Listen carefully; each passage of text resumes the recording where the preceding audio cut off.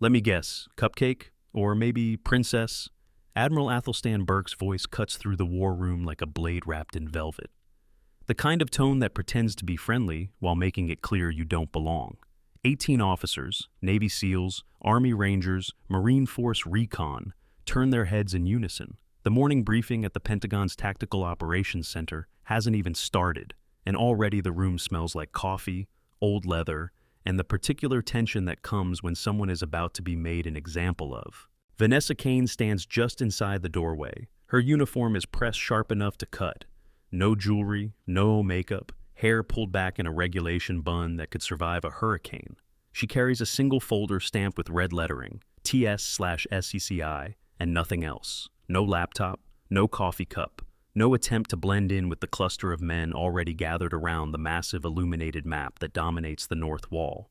Burke is 62, silver-haired, with the kind of weathered face that comes from 3 decades in naval special warfare. He stands at the head of the briefing table, one hand resting casually on the edge, the other holding a laser pointer like a conductor's baton. His dress whites are immaculate. His Navy Cross ribbon sits third from the top. And his smile, the one he's wearing right now, is the same smile he probably wore when telling new recruits they wouldn't make it through Hell Week. "We're doing introductions," Burke continues, gesturing around the room. "Name, rank, call sign. Standard protocol. Just went through the whole roster. Commander Hayes, call sign Shadow. Captain Marquez, Viper. Major Chen, Reaper."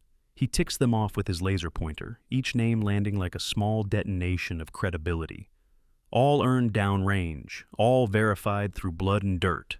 "So now it's your turn, sweetheart. What do they call you in the field?"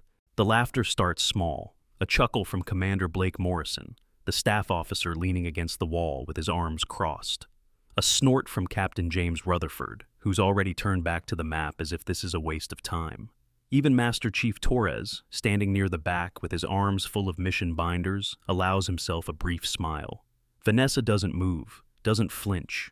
Her face could be carved from stone. "Phantom, sir?" Her voice is flat. No emotion, no explanation, just 2 words dropped into the room like a pin into a grenade. Burke's eyebrows rise. The smile widens. "Phantom, how creative. Did you pick that yourself, or did someone in admin assign it to you?" More laughter now, louder. Morrison actually slaps his thigh. Rutherford mutters something to the officer next to him, something that includes the word diversity and ends with higher. But in the back corner of the room, Colonel David Grant stops writing. He's 60 years old, close to retirement, with a face like cracked leather and eyes that have seen too many operations go wrong. He was taking notes on a yellow legal pad, but now the pen hovers an inch above the paper. He looks up, studies Vanessa, not her face, her posture. She's standing at parade rest, weight balanced, shoulders squared, hands behind her back, folder held in a grip that's too precise, too practiced. The grip of someone who's carried gear, not paperwork. Grant's eyes narrow. He sets the pen down completely. Burke waves a hand dismissively. "All right, Phantom, welcome to the grown-ups table. Now, let's hear from actual operators." He turns back to the map, pressing a button that brings up a satellite image of mountainous terrain stitched with narrow valleys. "Gentlemen, Operation Ripcord, coalition strike on a high-value target network in the Kunar province. 3 phases. Insertion at 2300 hours local time, exfil before dawn. Questions?" Vanessa moves to an empty chair near the side wall, not at the main table, not in the inner circle. She sets her folder down carefully, aligns it parallel to the table edge, and sits with her back straight. Her hands rest in her lap. She doesn't look at Burke, she looks at the map. And something changes in her eyes. It's subtle, the kind of thing only someone watching closely would catch. Her gaze doesn't wander, it tracks. Left to right, top to bottom, scanning the terrain with the methodical precision of someone reading a language most people don't speak. She's not looking at the pretty colors or the labeled grids. She's looking at elevation contours, wadi systems, choke points, ingress and egress routes. Her eyes pause on a narrow canyon marked with a red circle, the proposed Phase 2 insertion point. She stares at it for 3 seconds. Then her right hand twitches, just barely, as if she's about to reach out and move something. Grant sees it. He leans forward in his chair, slowly, like a hunter spotting movement in the brush. Burke is mid-sentence, describing the target compound, when Vanessa shifts in her seat. It's barely audible, the soft scrape of a chair leg, but it's enough to make him pause. Something to add, Miss Kane? She doesn't look at him. No, sir. Good, because I'd hate to think you came all this way just to sit quietly in the back.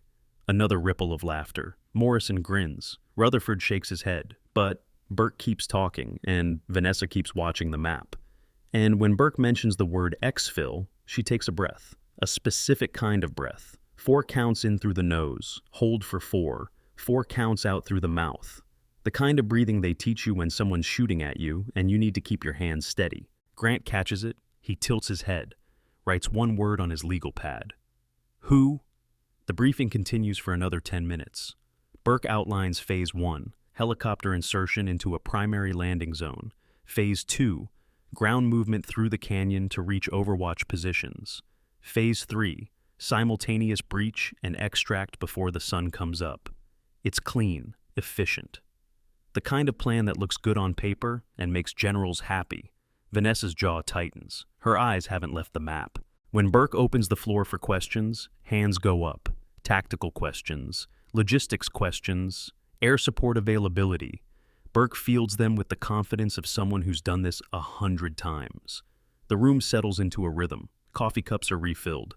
Someone makes a joke about the last mission brief running 4 hours. The tension eases. And then Vanessa raises her hand. Burke doesn't see it at first. He's mid-answer about helicopter noise signatures when Grant clears his throat. Admiral, Miss Kane has a question. Burke stops, turns, looks at Vanessa with the expression of a man who's just been interrupted during his favorite story. Yes, Miss Kane? She doesn't stand. Sir, Phase 2 ingress. The canyon route marked at grid November 7. What about it?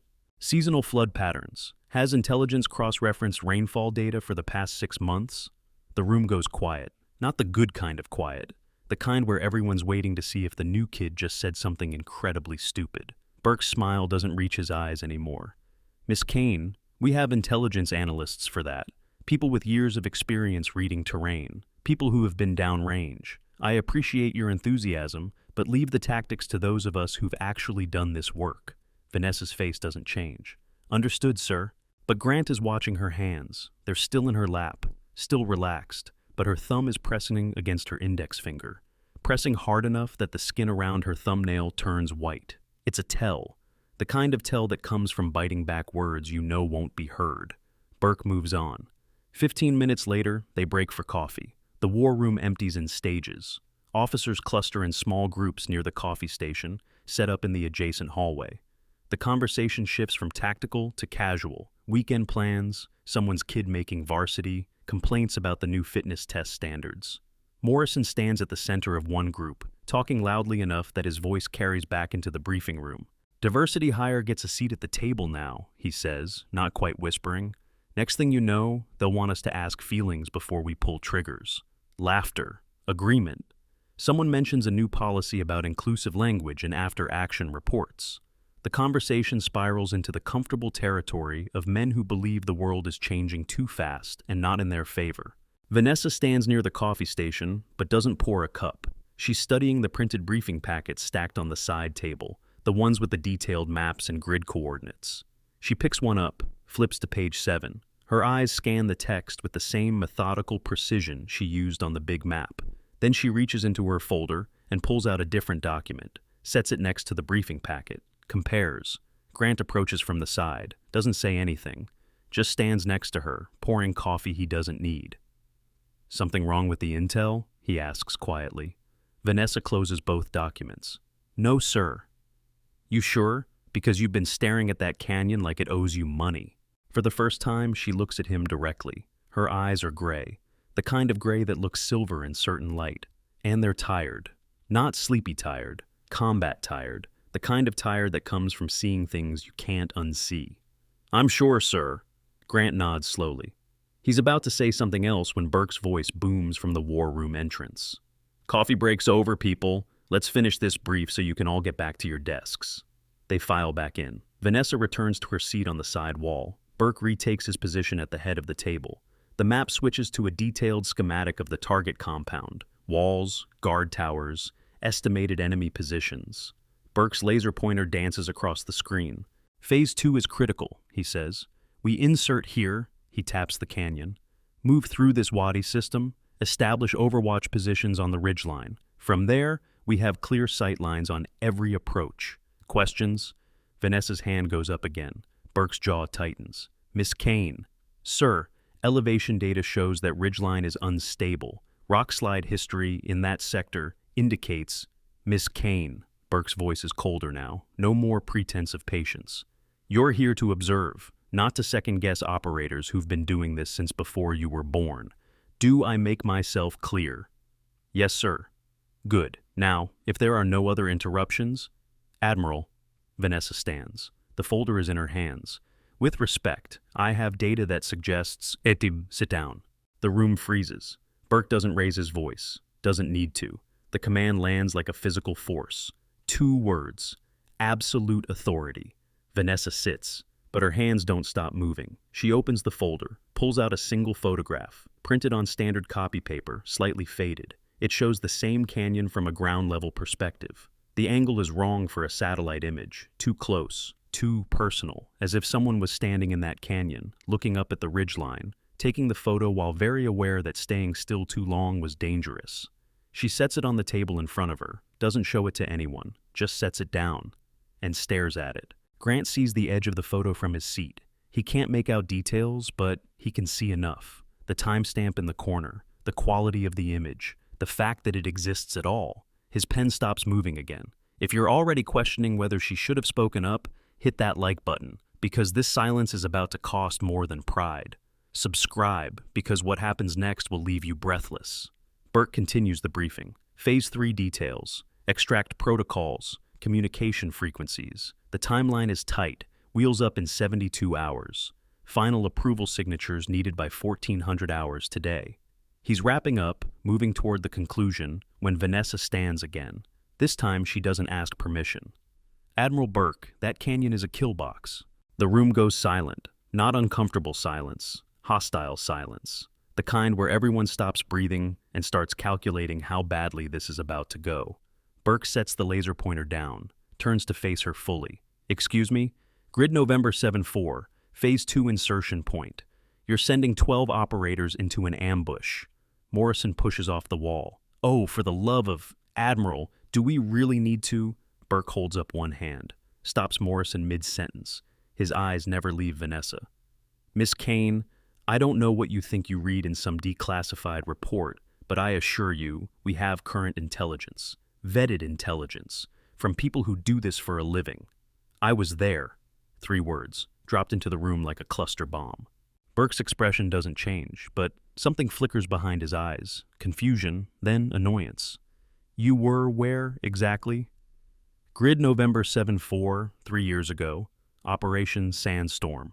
She opens her folder completely now, pulls out more papers, spreads them across the table in front of her. Mission logs, after-action reports, casualty assessments, all classified, all from that exact location. Rutherford steps closer to the table. Anyone can pull archived reports if they have clearance. Doesn't mean you were there. Vanessa doesn't argue. She flips to a specific page, points to a paragraph. Ambush initiated at 22:15 hours. Small arms fire from elevated positions. RPGs from concealed fighting positions in the North Canyon wall. Exfil blocked by coordinated assault on primary and secondary LZs. Casualty count? Enough. Burke's voice is sharp now. Final. I don't care what you think you know. I don't care what reports you've read. This briefing is classified and you're disrupting a critical planning session. Master Chief Torres. Torres straightens. Yes, sir. Please escort Miss Kane to the hall. She can wait there until we're finished. Torres moves toward Vanessa. Not aggressive, just duty-bound. His face is carefully neutral. Ma'am, if you'll come with me. Vanessa looks at the map one more time. Her eyes trace the canyon route, the ridgeline, the wadi system. She's calculating something, running scenarios in her head with the speed of someone who's done this math before, in real time, with real bullets. She gathers her papers slowly, too slowly, as if giving herself time to decide something. Grant leans forward. Admiral, maybe we should... Colonel, I'm running this operation. Burke's tone allows no discussion. Miss Kane has made her objections clear, noted and dismissed. We proceed as planned. Vanessa reaches for her folder. Her sleeve rides up just slightly, half an inch, maybe less, and something catches the overhead light. A mark on her inner forearm. Not a scar, darker than that. Intentional. Before she can pull the sleeve down, Grant sees it. Just a glimpse, a line, a shape, something that doesn't belong on someone who's only supposed to be an observer. Torres is next to her now. "Ma'am, please." She nods, closes the folder, tucks it under her arm. She doesn't look at Burke. She looks at the map. One last time, and her lips move, barely audible, just one word, shaped silently. 12. Grant hears it. He knows exactly what she means. 12 operators, 12 lives about to walk into a canyon that she's trying to tell them is wrong. Vanessa turns toward the door. Torres follows. The room watches her go. Some faces show relief. The interruption is over. Some show irritation. Who does she think she is? Morrison is already making a comment to Rutherford about civilians with clearance thinking they're operators. But Grant is watching Burke, and Burke is watching Vanessa's back as she reaches the door. There's something in his expression now. Not quite doubt, not quite concern, but something. A crack in the certainty. The door opens. Vanessa steps into the hallway. Torres follows.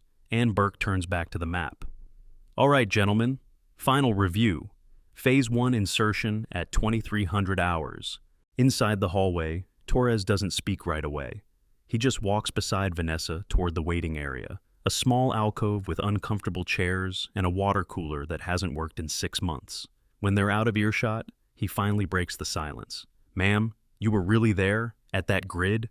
Vanessa doesn't answer immediately. She sets her folder down on one of the chairs, opens it, pulls out the photograph, the ground-level shot of the canyon, hands it to Torres. He studies it. His eyes widen. This isn't from any sat imagery." "No, Master Chief, it's not." "And those mission logs are real, redacted but real." Torres looks up at her. His face has changed. No more neutral duty-bound expression. Now there's something else. Respect, and maybe a little fear. "Who are you?" Vanessa takes the photo back, carefully, as if it's something precious. "Someone who watched 2 teammates die in that canyon because we didn't have enough elevation data. Because we trusted the satellite images. Because we didn't listen to the one person who said the terrain didn't match the intel. And now you're here. And now I'm here." Torres glances back toward the war room door. He can hear Burke's voice through the walls, muffled but clear. Final signatures. Wheels up in 72 hours. Approval from Joint Chiefs by 1400 hours. It's happening. The operation is moving forward. "Ma'am, if you're right," "I am," "then we have to stop this." Vanessa shakes her head slowly. "That's not how this works, Master Chief. Admiral Burke has operational authority. I'm not in the chain of command. I can't override his decision. But you can show them proof. I tried. They don't want to see it." She looks at him directly now. They see a woman in a briefing room. They see someone who doesn't have SEAL Trident on her chest or Ranger Tab on her shoulder. They see what they want to see. And what they want to see is someone who doesn't belong.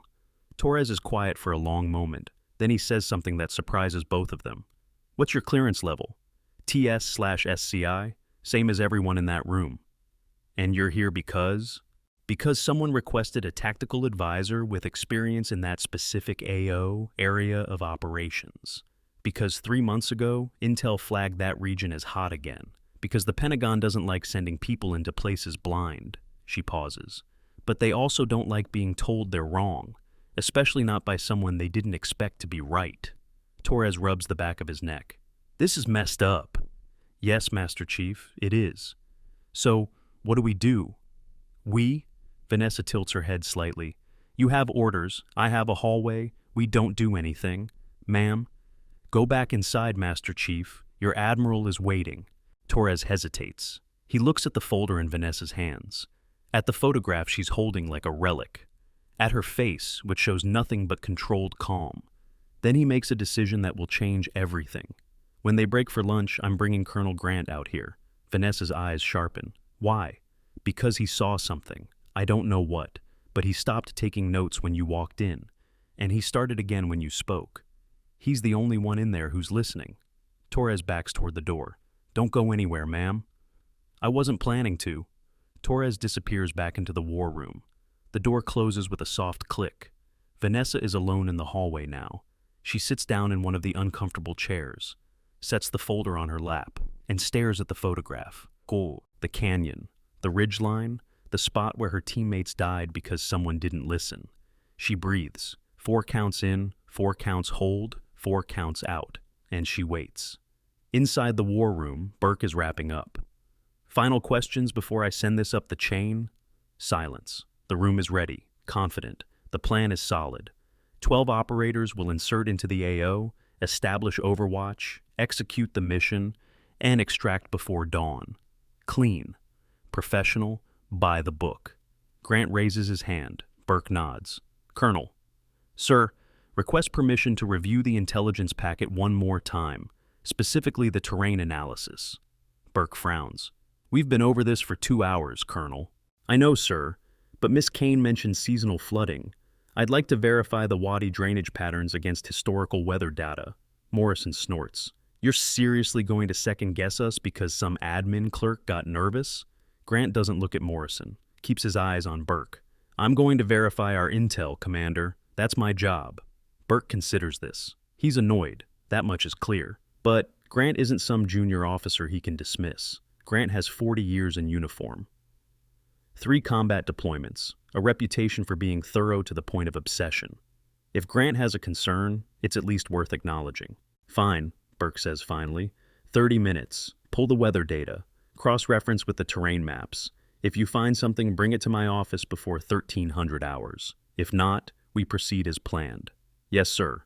Burke closes his briefing folder. Dismissed. Approval signatures at 1400 hours sharp. Don't be late. The room empties quickly. Officers file out, already discussing lunch options and afternoon schedules. Morrison lingers long enough to mutter something about wasting time on paranoia before following the others. Grant stays behind. He gathers his notes, his legal pad, the briefing packet, and then he walks out into the hallway. Vanessa is still sitting in the alcove. She looks up when she hears footsteps. When she sees Grant, something changes in her posture. Not relief, not hope, just readiness. Grant sits down in the chair across from her. Doesn't say anything at first, just sits. Studies her the way he studied the map earlier. Methodical, patient. Finally, show me. Vanessa opens her folder, pulls out the mission numbers, the photographs, the after-action and reports. She spreads them on the small table between them, like laying out evidence at a trial. Grant leans forward, starts reading. His expression doesn't change, but his breathing does. Slows, deepens. The breathing of someone who's recognizing something they hoped they wouldn't. Operation Sandstorm, he says quietly. I remember the debrief. Classified above my clearance, but I remember. 2 KIA, 4 WIA, mission aborted.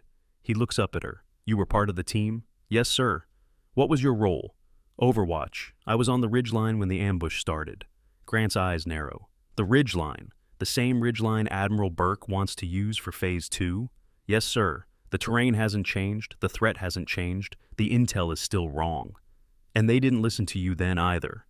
It's not a question. Vanessa doesn't answer it anyway. Grant picks up one of the photographs, studies it closely. This is ground level, taken during the op. 30 seconds before the shooting started. I had my camera on helmet mount. Standard procedure for post-mission analysis. And this? He taps another document, a page filled with redacted text and a single column of call signs. Vanessa's jaw tightens. Mission roster, names are classified, call signs are all that remain. Grant scans the list. His finger stops halfway down. One word stands out because it's the only one repeated multiple times throughout the document. Phantom. He looks up at her, really looks at her, and something clicks into place. You're not an advisor, are you? I'm exactly what my orders say I am, Colonel. Which is, someone with operational experience in Grid November 7-4. Someone who was requested specifically because I know that terrain. Because I know what happens when you trust satellite imagery over ground truth. Her voice is steady, clinical. But there's an edge underneath, something sharp and old. I was there, Colonel. I watched the ambush unfold. I saw where the shots came from. I counted the casualty reports. And now I'm watching Admiral Burke send 12 men into the exact same mistake.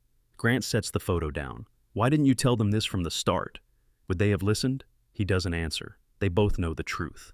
I had to see something first, Vanessa continues. I had to see if the system works when the credentials don't shine, when the voice doesn't match what they expect, because if they won't listen to the truth just because of who's saying it, she trails off. Then those 12 men are already dead. Grant is quiet for a long moment. Then, what do you need? Access to the weather database, satellite imagery from the past 6 months, ground-penetrating radar data if it exists. She's talking faster now, focused. I need to build a case they can't ignore, not because I'm asking nicely, because the evidence is undeniable. And if they still don't listen, Vanessa's eyes go cold. Then I'll make them listen. Drop a comment if you would risk everything to save those 12 lives. And share this, because what Vanessa does next will redefine courage. Grant stands. Come with me. We have 30 minutes before Admiral Burke expects my report. Let's make them count. They move quickly. Down 3 corridors. Through a security checkpoint where Grant flashes his ID and Vanessa's folder gets a second look from the guard. TS/CI clearance isn't common, and it raises eyebrows. Into a small operations center filled with computer terminals and wall-mounted monitors displaying real-time intel feeds from a dozen global hotspots.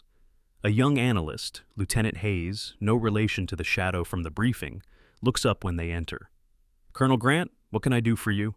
Pull everything we have on Kunar Province, grid November the 7-4, weather data, terrain analysis, historical incident reports, 6-month window.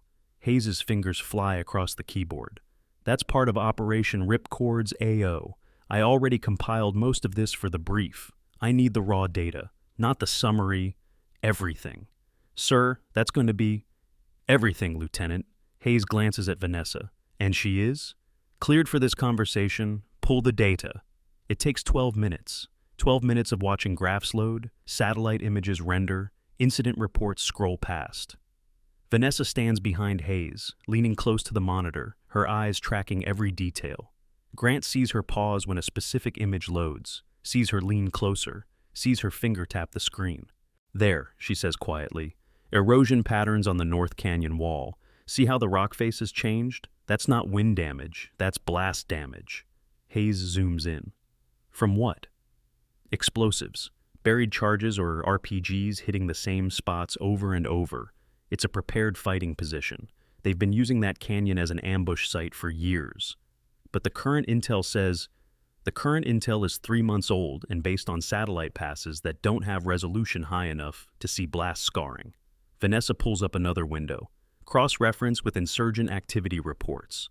Filter for IED strikes and ambush tactics in this sector. Hayes hesitates, looks at Grant. Grant nods. The data comes up. Red dots on a map. Each one an incident. Ambush, IED, sniper attack. And when Hayes filters by location, a pattern emerges. The red dots cluster around one specific area, grid November 7-4. Oh no, Hayes whispers. Vanessa's voice is flat. Admiral Burke is about to send 12 operators into a canyon that's been a kill zone for 3 years straight. And he's doing it because he didn't want to listen to someone who doesn't fit his picture of what an expert looks like. Grant's jaw tightens. Print everything. Full packet. I need it in my hands in 5 minutes. Yes, sir.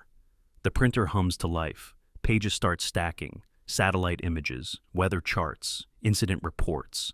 The evidence mounts, sheet by sheet, undeniable and damning. Vanessa stands back. Her arms are crossed. Her face is unreadable. But Grant sees the tension in her shoulders, the way her hand keeps drifting toward her forearm, toward the spot where her sleeve rode up earlier, the spot where he saw a mark he couldn't identify. Vanessa, he says quietly. Just her name, no rank, no formality. She looks at him. What's your call sign? Really? She doesn't answer right away.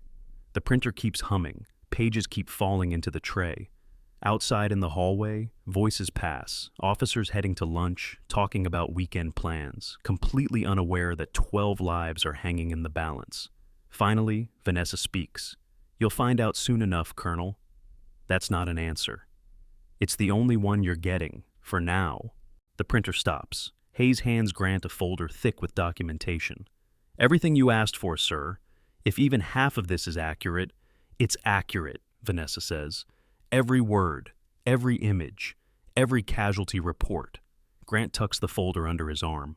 Lieutenant, this conversation stays between us until I say otherwise. Understood, sir. They leave the operations center. The hallway is quieter now. Lunch hour. Most of the morning briefing attendees have scattered to the Pentagon's various dining facilities or off-base restaurants. Grant checks his watch. 12:45. 15 minutes until he's supposed to report to Burke's office. What's your play? Vanessa asks. I show him this, make him understand that we're not just second-guessing tactics. We're preventing a catastrophe. And if he doesn't listen, then I go over his head, straight to the Joint Chiefs. Vanessa shakes her head. That'll end your career? Probably. You're willing to do that? Grant stops walking, turns to face her fully. 40 years in uniform, 3 wars, more funerals than I can count. And you know what I've learned? The mission matters, the truth matters, but the lives of the men and women we send into the fire, they matter most. He taps at the folder. If this evidence is real, and I believe it is, then 12 operators are walking into an ambush that we can prevent. So, yeah, I'm willing to burn my career if that's what it takes. Vanessa's expression softens, just slightly, just enough to show that beneath the stone-faced calm, there's someone who understands exactly what he's offering to sacrifice. Thank you, Colonel. Don't thank me yet. We still have to convince a room full of people who've already made up their minds. They continue down the hallway. Burke's office is on the 3rd floor. Corner suite with a view of the river and enough commendations on the wall to fill a small museum. Grant has been there before, usually for good reasons. This time feels different. They take the stairs instead of the elevator. Faster, more direct. When they reach the 3rd floor, they find Burke's assistant, a Navy lieutenant commander, sitting at a desk outside the office door. Colonel Grant, the assistant says, Admiral Burke is expecting you at 1300 hours. I know, I'm early. He's on a call right now. You'll need to wait. Grant sets the folder on the assistant's desk. Tell him it's urgent, life or death. The assistant's expression shifts. Sir, Now, Commander. The assistant disappears into Burke's office. Muffled voices, the sound of a phone being hung up. Then the door opens, and Burke appears.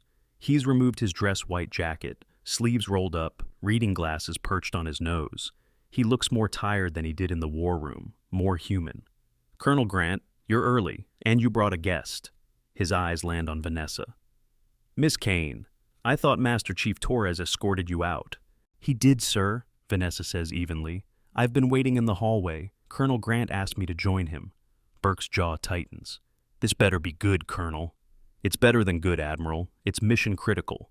Grant picks up the folder. May we come in? Burke hesitates, then steps aside. 5 minutes. I have a 1400 deadline. They enter. Burke's office is exactly as Grant remembers. Mahogany desk, leather chairs, Navy flag in the corner, photographs on the wall, Burke with presidents, Burke with SEAL teams, Burke receiving medals. The visual history of a man who's given everything to service and expects the same from everyone around him. Grant doesn't sit. He opens the folder and starts laying documents on Burke's desk. Satellite images, incident reports, weather data, each one placed with deliberate precision. Admiral, Operation Ripcord is compromised. The Phase 2 insertion point, grid November the 7-4, is a known ambush site, active, prepared, waiting. Burke picks up one of the satellite images, studies it without expression. This is the same terrain we briefed this morning. Yes, sir. But with updated analysis, the erosion patterns you're seeing aren't natural. They're blast damage. Someone's been using that canyon as a shooting gallery. Based on what? Enhanced imagery that shows some rocks look different? Based on 3 years of incident reports. Grant pulls out another document. 14 separate ambushes in this sector, all within 1,000 meters of your proposed insertion point. IEDs, small arms fire, RPG attacks. The pattern is undeniable. Burke sets the image down. Colonel, I appreciate your thoroughness. I do. But we have current intelligence that says this AO is clear, vetted by professionals who do this every day. Your intelligence is 3 months old and based on satellite passes that don't have the resolution to see prepared fighting positions. And your alternative is what? The word of someone who read a few after-action reports? Vanessa steps forward. Admiral, I didn't read the reports. I wrote one of them. Burke looks at her, really looks at her for the first time. Excuse me? She reaches into her folder, pulls out the mission log from Operation Sandstorm, flips to a specific page, points to a call sign that appears 14 times. Phantom, that's me. Grid November 7-4, 3 years ago. I was part of the team that walked into that canyon. I watched 2 teammates die because we trusted intel that said the area was clear, and now you're about to make the exact same mistake. The office goes silent. Grant watches Burke's face, watches the wheels turning, watches skepticism war with something else, something that might be doubt. Anyone can claim a call sign, Burke says finally. Doesn't prove you were there. Vanessa rolls up her left sleeve, slowly, deliberately, and there on her inner forearm, just above the wrist, is a tattoo. Not elaborate, not decorative, just coordinates, a date, and a small symbol. A trident crossed with wings and a single encoded character that only someone with clearance would recognize. Unit insignia, task force designation, the kind of mark that doesn't get inked unless you have earned the right to wear it permanently. Grant's eyes widen. That's Joint Special Operations Command. Burke leans closer, stares at the tattoo. His face has gone pale. That can't be. 3 years, Admiral. 8 months in country, 14 operations. 2 teammates KIA at Grid November 7-4 because we didn't have accurate terrain data. Vanessa's voice is steady, clinical, but underneath there's an edge. I'm not here to disrupt your briefing. I'm not here to question your authority. I'm here because someone at the Pentagon thought it might be useful to have an operator with actual ground experience in that specific AO. Someone who could tell you what the satellites can't see. Burke sits down heavily. Why didn't you say something? I tried. You told me to sit down. I meant, why didn't you lead with this? The credentials, the experience, Because I needed to know if you'd listen to the truth, even when it came from someone you didn't expect. Someone who doesn't fit your picture of what an operator looks like. She pulls her sleeve back down. And now I have my answer. Burke's hands are shaking, just slightly. He picks up the incident reports again, reads them with new eyes. If this is accurate, if even half of this is accurate, it's accurate, Vanessa says. Every word. Grant places one more document on the desk. Admiral, we have 15 minutes before your 1400 deadline. 15 minutes to make a decision that will either save 12 lives or send them into a kill zone. What's it going to be? Burke looks at the evidence spread across his desk, looks at Vanessa, looks at the photographs on his wall, all those smiling faces, all those SEAL teams, all those men who trusted him to make the right call. His hand reaches for the phone. Get me General Matthews, Joint Chiefs. Tell him I need to delay approval on Operation Ripcord. Yes, now. I don't care if he's in a meeting. This is urgent. He hangs up, looks at Vanessa. You should have been in that briefing as an equal, not as an observer. Yes, sir, I should have. And I should have listened the first time you spoke.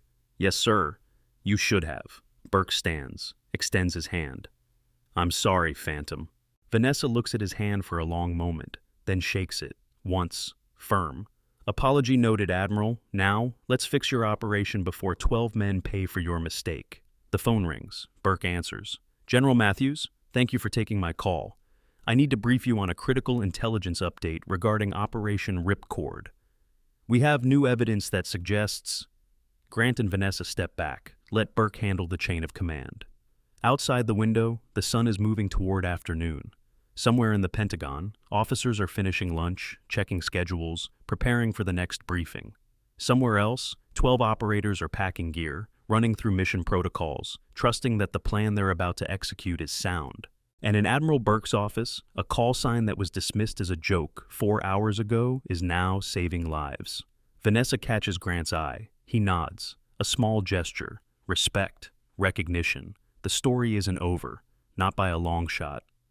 There are still questions to answer. Still consequences to face. Still a mission to redesign from the ground up. But for now, in this moment, the truth has finally been heard.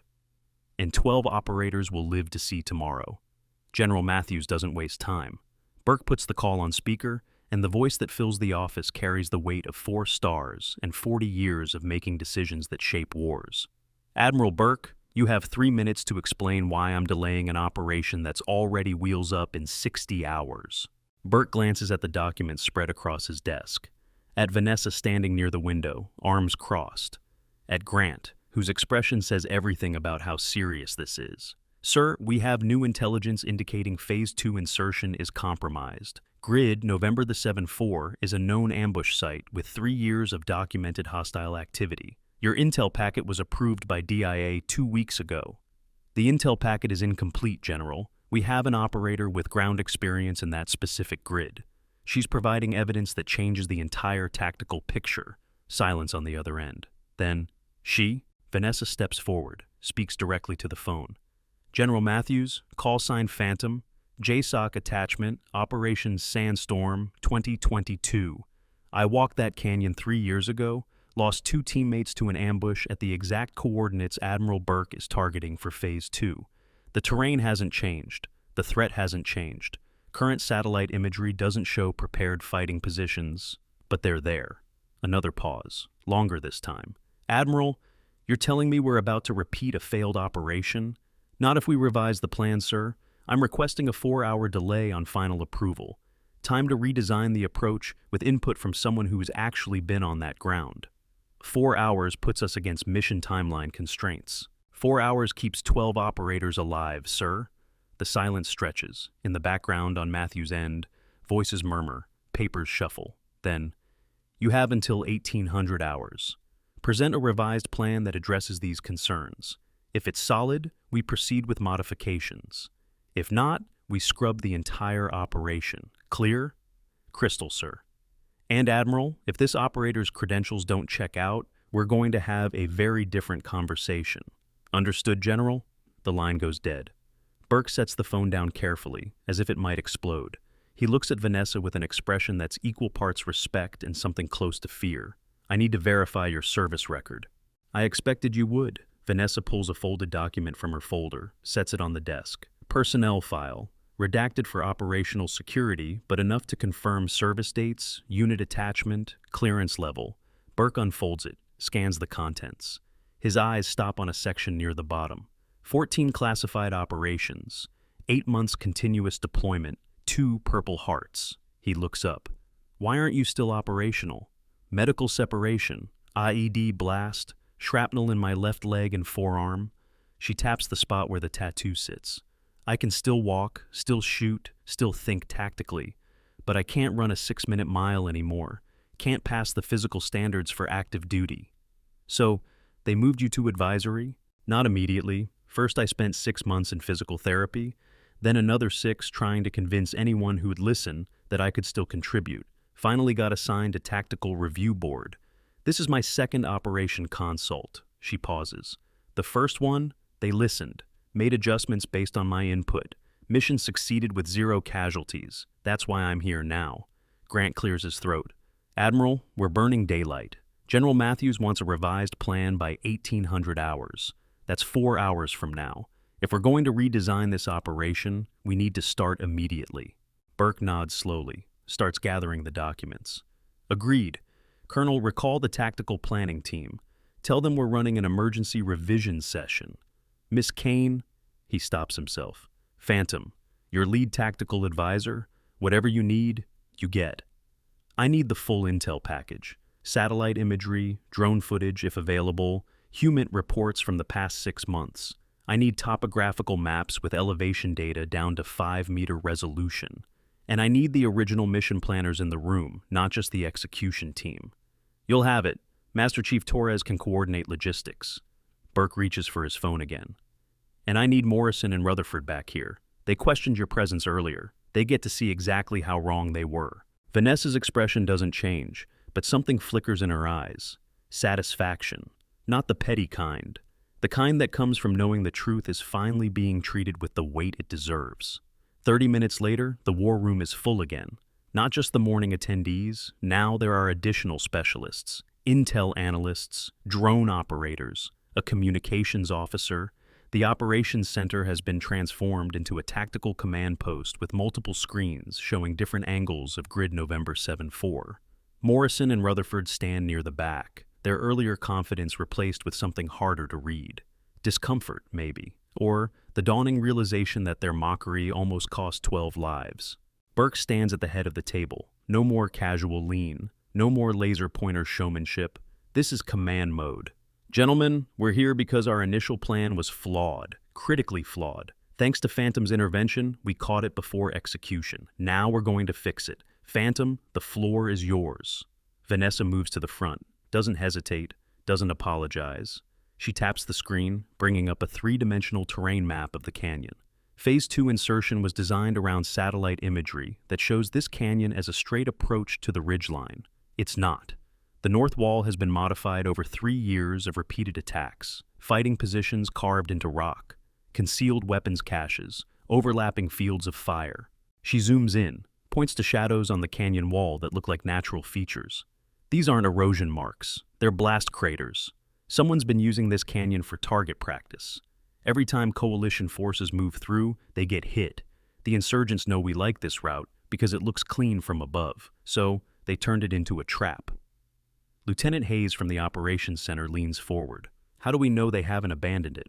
Because 3 weeks ago, a patrol skirted the southern edge and took small arms fire from elevated positions. The contact report is buried in routine incident logs, but it's there. Vanessa pulls up the document, highlights the relevant section. 2 shots fired, no casualties. They were testing response times, seeing if we'd investigate. We didn't, so they know the trap is still viable. Rutherford speaks up, his voice lacking its earlier edge. If the canyon's compromised, what's the alternative? Vanessa switches the map view, shows a different approach, longer, more complex, but avoiding the kill zone entirely. We bypass the canyon, use the Eastern Wadi system. It adds 20 minutes to movement time, but the terrain provides natural cover. No prepared fighting positions, no history of ambush activity.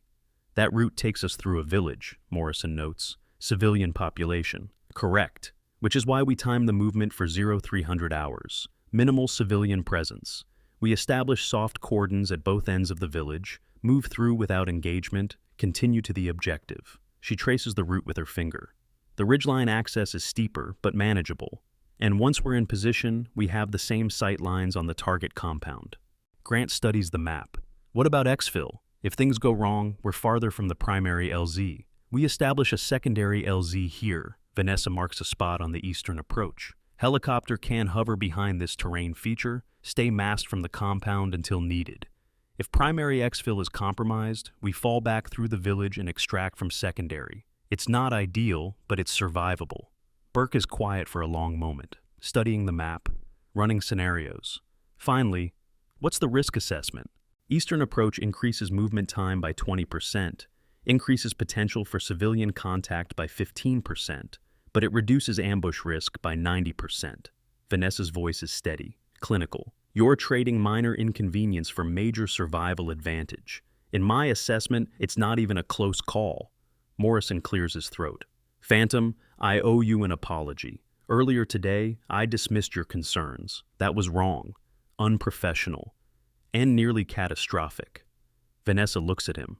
Doesn't smile, doesn't accept graciously, just nods once. Apology noted, Commander. Now, help me finalize this route. I need your intel expertise on that village. What's the population count? Any hostile indicators? Local security forces we need to coordinate with? Morrison steps forward, starts pulling files. For the first time since the briefing began, he's treating her as an equal, as someone whose tactical judgment matters. The next 2 hours are intense. Maps are marked, routes are debated, contingencies are planned. Vanessa walks them through every phase, answering questions with the kind of detail that only comes from real experience. She knows how long it takes to move through rocky terrain in full kit. She knows how wind patterns affect sound propagation in mountain valleys. She knows what it looks like when night vision picks up thermal signatures from fighting positions that have been occupied within the past 72 hours. She's not theorizing, she's remembering. Grant sees it in her eyes every time she references a specific detail. The way she talks about the Eastern Wadi isn't academic. She's walked it. The way she describes the ridgeline approach isn't from satellite images. She's climbed it. Every recommendation is backed by the kind of knowledge you only get by being there when the bullets start flying. At 15:30 hours, Burke calls for a break. Officers stretch, grab coffee. The tension in the room has shifted. What started as emergency damage control has become genuine tactical collaboration. The plan taking shape on the screens is better than the original, tighter, smarter, built on hard-won experience instead of clean assumptions. Torres approaches Vanessa near the coffee station, keeps his voice low. "Ma'am, can I ask you something?" "Go ahead, Master Chief. Why didn't you just show them your credentials from the start? Flash the service record, the decorations, the JSOC attachment would have saved a lot of trouble." Vanessa pours coffee she doesn't intend to drink, just something to do with her hands. "Because I needed to know if the system works when the credentials don't matter, when the rank isn't visible, when the voice doesn't match what people expect to hear. And it doesn't, not reliably. Admiral Burke is a good officer, smart, experienced, dedicated. But he almost killed 12 men because he couldn't imagine that someone who looks like me could know more than someone who looks like him." Torres is quiet for a moment. "That's a hard lesson to teach. It's a harder lesson to learn when people die because of it." She sets the coffee cup down untouched. 3 years ago, I was on a team with someone who saw a problem in the intelligence. Junior operator, good instincts. Spoke up during the brief, got dismissed because he didn't have enough deployments under his belt. We ran the operation anyway. He died proving he was right. That's why you're here. That's why I'm here. Not to punish anyone, not to make a point, to make sure what happened to him doesn't happen to someone else. Before Torres can respond, Grant calls from across the room. "Phantom, we need your eyes on the LZ approach vectors." Vanessa moves back to the table. The work continues. By 1700 hours, the revised plan is complete. 4 phases instead of 3. Different routes, different timing, built around avoiding the trap instead of walking into it. Burke reviews the final version, nods slowly. "This is solid, better than solid. It addresses every concern and maintains mission viability." He looks at Vanessa. "You built this in 4 hours. Most tactical reviews take weeks. Most tactical reviews don't have someone who's already lived through the failure mode, Admiral." Burke picks up the phone. "Get me General Matthews." The call connects. Burke walks him through the revised plan. Phase by phase. Risk assessment, timeline adjustments. Matthews asks sharp questions. Burke has sharp answers. Vanessa feeds him details when needed, her voice carrying through the speakerphone with quiet authority. Finally, "Admiral, this plan is approved. Wheels up in 58 hours as scheduled. Mission proceeds with modifications as outlined." And Burke? "Yes, sir." "Tell Phantom she's attached to your tactical review board permanently. We need more people like her making sure we don't walk into disasters." "Already planned, sir." The call ends. Burke sets the phone down, looks around the room at the assembled officers. "Gentlemen, we just avoided a catastrophe. Not because we're smarter than the enemy, because we listened to someone who's already paid the price for not listening. Remember this day. Remember what almost happened. And remember that the truth doesn't care about your rank, your experience, or your expectations. It just is." He turns to Vanessa. "Phantom, I owe you more than an apology. I owe you an explanation." "You don't owe me anything, Admiral." "Yes, I do. Because you deserved better. From me. From this room. From a system that should know better by now." He takes a breath. "Why didn't you just tell us from the start? Why the silence? Why let us dismiss you?" Vanessa is quiet for a long moment. The room waits. This is the question everyone has been thinking, but nobody's had the courage to ask. If this moment hit you in the chest, smash that share button, because what she says next will change how you see courage forever. Subscribe for stories that matter, because I needed to know if this system works when the name doesn't matter, she says finally. When the rank isn't visible, when the person speaking doesn't match the picture in your head of what an operator looks like. Grant leans forward. And I found out it doesn't. Not automatically, not reliably. She looks at Burke. "Admiral, you're not a bad officer. You're not malicious. You're not incompetent. But you almost sent 12 men to die because you couldn't see past your assumptions. Because when I walked into this room, you saw someone who didn't belong, instead of someone who might have answers." Burke's face goes pale. "I let my expectations blind me." "Yes, sir, you did. And so did everyone else in this room except Colonel Grant." She glances at Grant. "He saw something that didn't fit. A grip that was too practiced. Breathing that was too controlled. Small details that suggested I was more than I appeared. And instead of dismissing those details, he investigated. That's why we're having this conversation now, instead of planning 12 funerals next week." Morrison speaks from the back of the room. "Phantom, I need to know something. Why did you let us insult you? Why did you sit there and take it? Because I wasn't testing you, Commander. I was testing the system that puts lives on the line.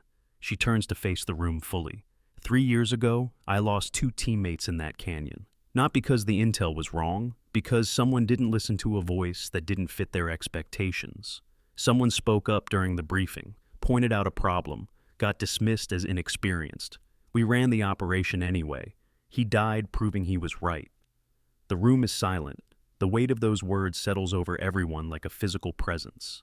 I came here today with one goal, Vanessa continues, to see if we've learned anything, to see if truth still matters when it comes from an unexpected source. And I got my answer, without credentials, without proof, without the markers you expect.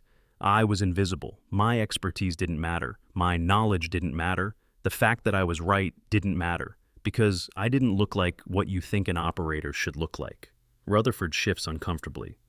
We failed the test. You almost did. But Colonel Grant caught it. Master Chief Torres saw something was off. Admiral Burke, to his credit, listened when the evidence became undeniable. The system bent. It didn't break. That's progress. Not enough progress, but progress. Burke straightens. What do we do to fix it? You make sure this never happens again. You train people to listen to the substance of what's being said, not just who's saying it. You create systems where expertise is recognized regardless of how it's packaged. You make it clear that questioning assumptions isn't disrespect, it's due diligence. Consider it done. Burke looks around the room. New directive, effective immediately. Every tactical briefing includes a red team element, someone whose job is to challenge assumptions, someone who's empowered to say, wait, what if we're wrong, without fear of being dismissed. And we listen, every time, even when it's uncomfortable, especially when it's uncomfortable. Morrison nods. I'll draft the protocol. Good, because if we don't learn from this, those 12 operators we just saved, they'll die in some other canyon on some other operation. Because we were too proud to admit we don't have all the answers. Grant stands. Admiral, we have 45 minutes before the 1800 deadline. I recommend we walk through the revised plan one more time. Make sure every phase is airtight. Agreed. Phantom, your lead on the walkthrough. Show us where we're still vulnerable. The next 40 minutes are methodical. Vanessa takes them through every decision point, every contingency, every assumption that needs verification. She's not gentle. When she sees a weakness, she calls it out. When someone suggests a shortcut, she explains why it's dangerous. The room listens, really listens. Not because they're afraid of being wrong, because they understand that lives depend on getting this right. At 17:55, the walkthrough concludes. The plan is as good as it's going to get. Burke makes the call to General Matthews, presents the final revision, gets approval. Mission is go. 58 hours until wheels up. 12 operators will execute the operation with a plan that won't kill them. As the room begins to empty, Burke approaches Vanessa. I'd like you to meet the team before they deploy. Talk them through the route. Give them the ground truth perspective. When? Tomorrow morning, 0800 hours. I'll arrange transport. I'll be there. Burke hesitates, then extends his hand again. Thank you, Phantom, for your patience, for your expertise, for giving us a chance to get it right. Vanessa shakes his hand. Admiral, I didn't do this for gratitude. I did it because somewhere out there, 12 operators are trusting us to send them into a fight they can win. That's the job. That's always been the job. Burke holds the handshake a moment longer. You mentioned a teammate who died, the one who spoke up and wasn't heard. What was his name? Vanessa's expression shifts, just slightly. Lieutenant Marcus Webb, call sign Nomad, 2 years old, engaged to be married, saw the problem in the brief, spoke up 3 times, dismissed 3 times, died in the first 30 seconds of the ambush. I'm sorry. Don't be sorry, Admiral. Be better. Make sure his death meant something. Make sure the next Marcus Webb gets heard the first time. She gathers her materials, closes her folder, walks toward the door. Grant catches up with her in the hallway. That was remarkable, what you did in there. I just told the truth, Colonel. You did more than that. You changed how they think, how they listen. That's leadership. Vanessa pauses at the stairwell door. Colonel, can I ask you something? Anything.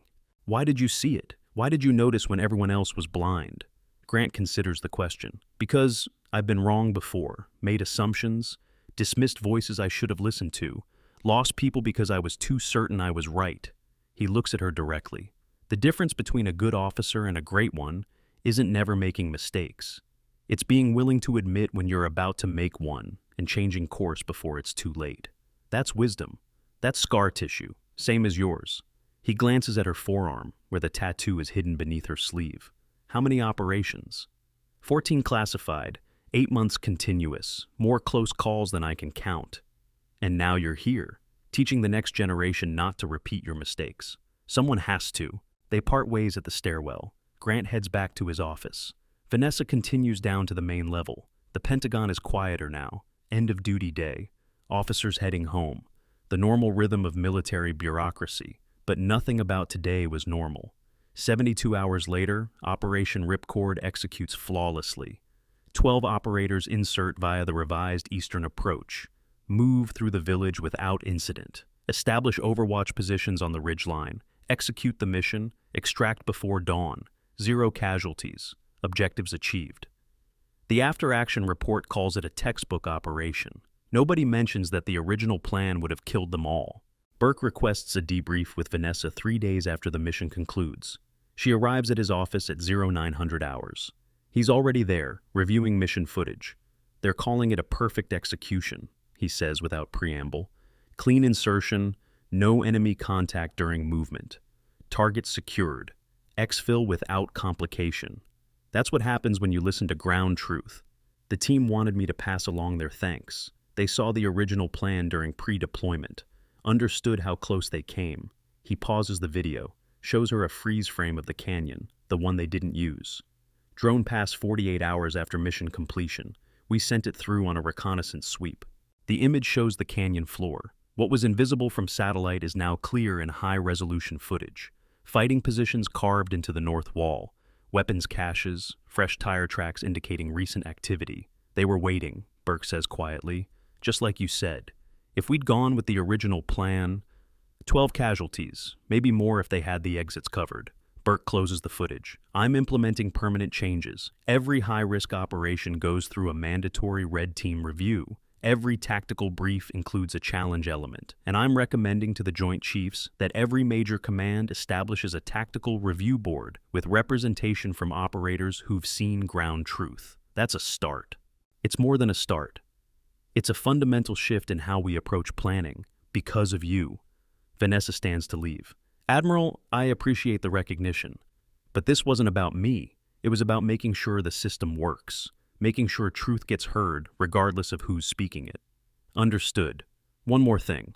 Burke opens a drawer, pulls out an envelope. This came through encrypted channels this morning. It's addressed to you. Vanessa takes the envelope. No markings. Just a red stamp in the corner. TS/SCI. She opens it carefully. Inside is a single sheet of paper with coordinates, a date stamp, and 2 words. Recall authorized. Her expression doesn't change, but Grant, who's standing in the doorway, sees her shoulders tighten. New mission? Burke asks. Looks like it. Where? Can't say, Admiral. Need to know. Understood. Burke stands. Phantom, before you go, I need you to know something. What you did here, it's going to save lives beyond Operation Ripcord. The protocols we're implementing, the training changes, the cultural shift, it ripples outward. Years from now, operators will execute missions successfully because we learned to listen, because you taught us to be better. Vanessa folds the paper, tucks it back in the envelope. That's the legacy I want, Admiral. Not medals, not recognition, just the knowledge that fewer people will die because someone took the time to get it right. She leaves Burke's office, walks through the Pentagon corridors one last time, past offices where tactical plans are being drawn, past briefing rooms where officers are learning new protocols, past the war room where 12 lives were saved because one person refused to stay silent. Outside, the morning sun is bright. Traffic flows past the Pentagon. The world continues its normal rhythm, unaware of how close it came to tragedy. Vanessa opens the envelope again, studies the coordinates. They're familiar, too familiar. A region she's operated in before, a mission type she knows well.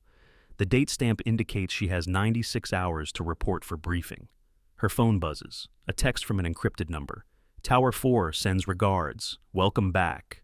She reads it twice, deletes it, starts walking toward her car. Behind her, the Pentagon stands massive and silent. Inside those walls, officers are implementing changes that will save lives she'll never meet. Missions will execute successfully because someone asked the hard questions. Plans will get revised because truth mattered more than ego. Justice isn't loud, it's patient. It works through systems, through people who choose to listen, through moments when courage looks like standing up in a room full of skeptics and saying one word, wait. Vanessa reaches her car, sets the envelope on the passenger seat.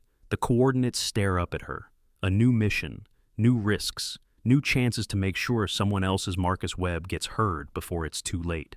She starts the engine, pulls out of the parking lot. The Pentagon shrinks in her rearview mirror. Tonight she'll rest. Tomorrow she'll prepare. And in 96 hours, Phantom will return to the field. Because some battles are won in briefing rooms, and some are won in the dark, in hostile territory, by people whose names will never be known. But all of them matter. Every single one. The road ahead is long.